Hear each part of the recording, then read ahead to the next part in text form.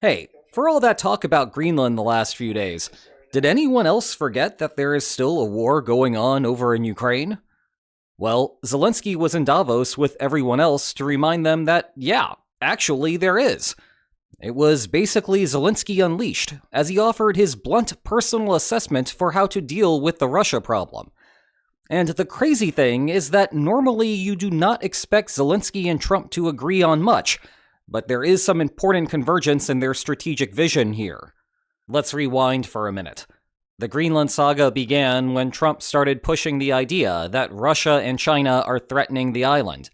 This constitutes an emergency, and only the United States has the ability to stop them.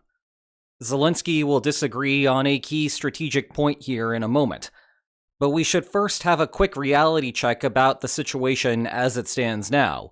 Emphasis on as it stands now. Bear in mind that I am just going off of open source intelligence information on this.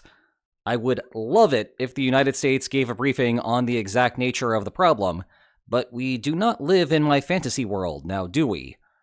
As far as we can tell, there is basically no imminent or short-term threat there. China is not proximate at all, and cares much more about what is happening along the Taiwan Strait. Russia, in contrast, is proximate, and sees itself in an existential war against the West, so at least that is a start. But there are other geographic and political realities that cause problems here. Step 1 of any hostile Greenland takeover would be to actually land an occupation force on the island. This starts to run into an immediate problem, because Russia's Northern Fleet had only a handful of landing ships before the invasion of Ukraine began. Moreover, the Kremlin transferred about half of them to the Black Sea, where they remain paralyzed by the combination of a closed Bosporus Strait and Ukrainian sea drones. More on the latter in a minute. Now, the lockdown there opens the possibility that Russia's other fleets could transfer their landing ships to the Northern Fleet, given that they cannot contribute to the war in Ukraine.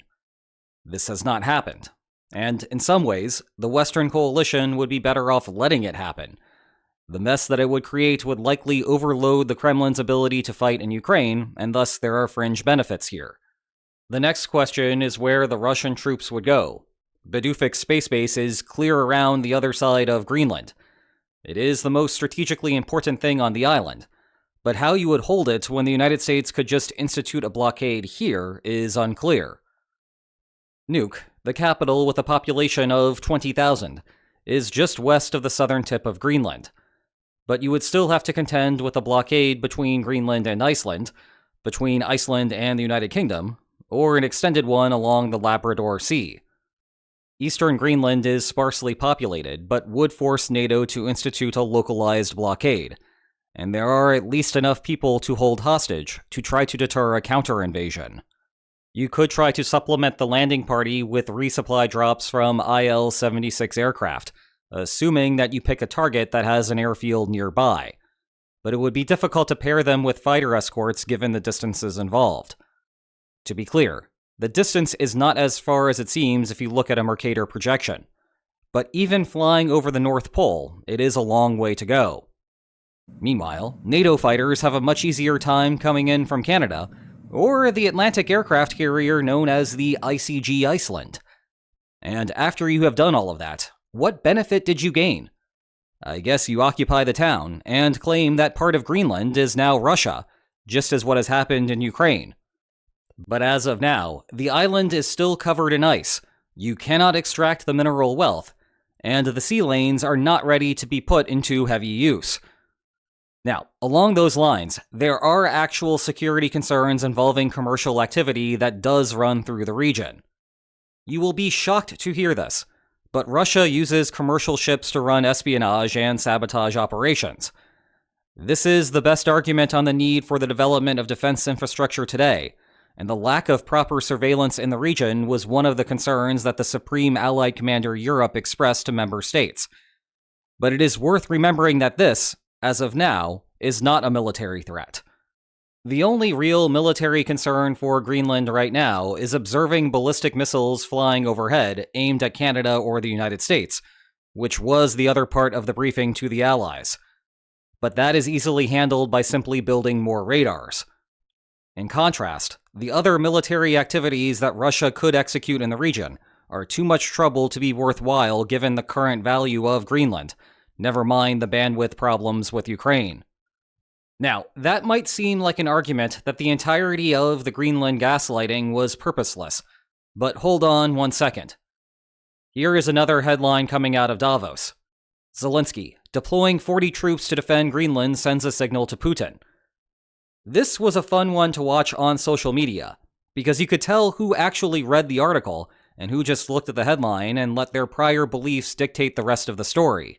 Wow, incredible job by Ukraine to find the troops to spare to be a part of this critical European effort. Nope, and that would probably need some type of treaty first to govern how Ukrainian troops interoperate with the remaining European contingent. Nice. Zelensky appreciates how Europe is stepping up to handle the phantom problems that the Trump administration touts. Nope, not that either. Actually, the tone of Zelensky's speech is exactly the opposite. He began the speech by referencing Groundhog Day, perhaps the greatest film about a Pittsburgh weatherman of all time. His point was that the speech that he was about to give was the same speech that he gave last year, and indeed is the same speech he keeps on giving, because no one is doing anything differently. He is basically Phil Connors waking up every morning, and it is Groundhog Day all over again. And it is Groundhog Day all over again. And it is Groundhog Day all over again. I am just going to quote Zelensky, because I could not have written it better. Europe loves to discuss the future, but avoids taking action today. Action that defines what kind of future we will have. That is the problem. If you send 30 or 40 soldiers to Greenland, what is that for? What message does it send? What's the message to Putin? To China? And even more importantly, what message does it send to Denmark? You either declare that European bases will protect the region from Russia and China, or you risk not being taken seriously, because 30 or 40 soldiers will not protect anything. This may sound surprising, especially for the contingency who believe that the whole Greenland debacle was part of some grand conspiracy between Putin and Trump to distract Europe from defending Ukraine. But no. Zelensky is speaking to a problematic mindset that causes issues for both him and European security elsewhere. He is not alone with that assessment. It matches the frustrations coming from the Pentagon for decades. It matches the frustrations that European hawks have had for an equal amount of time. And yet there remains a ton of resistance in Europe to change. Many of these voices also extol the virtues of Zelensky the war hero. One wonders whether this new messaging will change their minds. It is not just a commitment to spending 5% of GDP on defense. It is a commitment to being assertive in security matters, and, just as importantly, having a reputation for being assertive in security matters. That applies just as much to a peacekeeping force in Ukraine as it does to securing the Arctic. Further, Zelensky is more than happy to contribute. If Russian warships are sailing freely around Greenland, Ukraine can help. We have the expertise and weapons to ensure that not one of those ships remains. They can sink near Greenland just as they do near Crimea. No problem. We have the tools and people.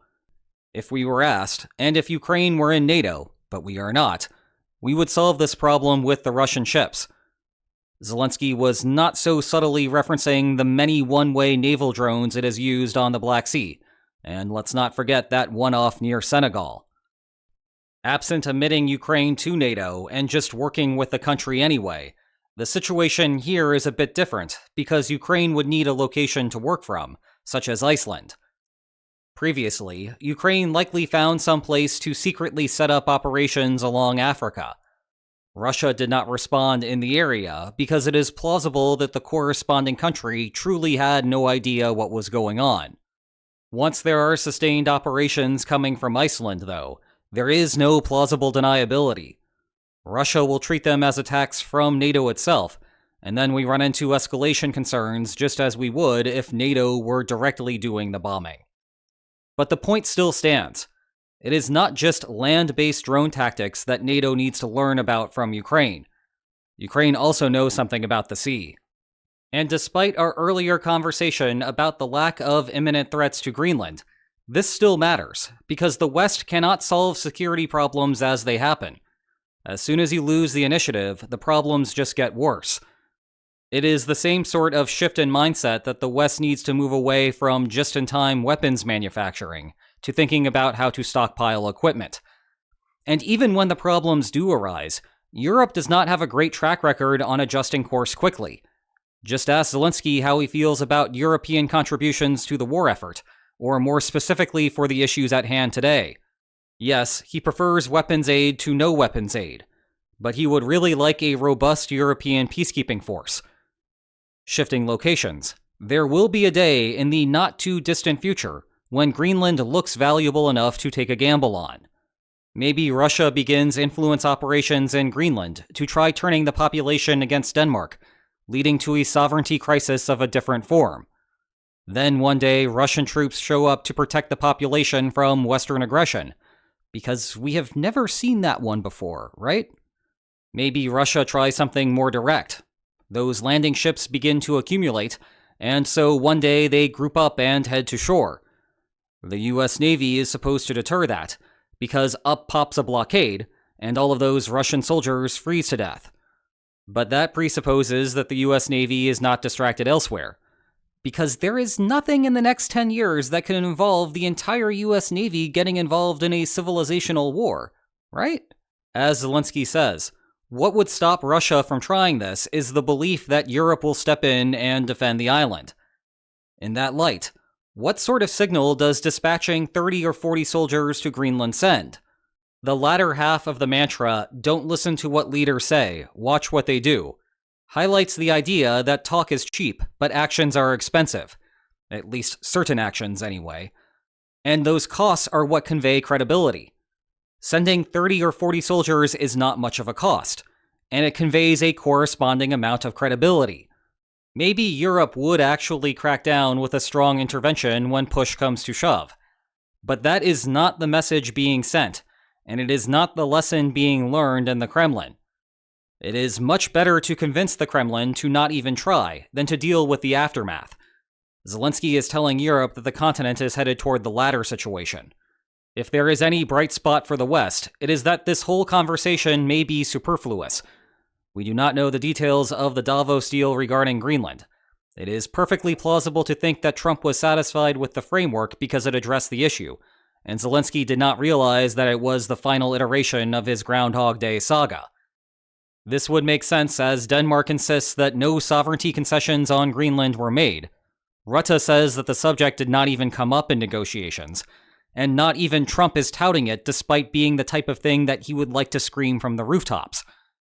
But we will have to wait for the details to come out before we know for sure. Meanwhile, you do not have to wait for these two excellent books about the current war. They have digital editions that you can get instantly. Check the video description for more information about them. And if you enjoyed today's video, then please like, share, and subscribe, and I will see you next time. Take care.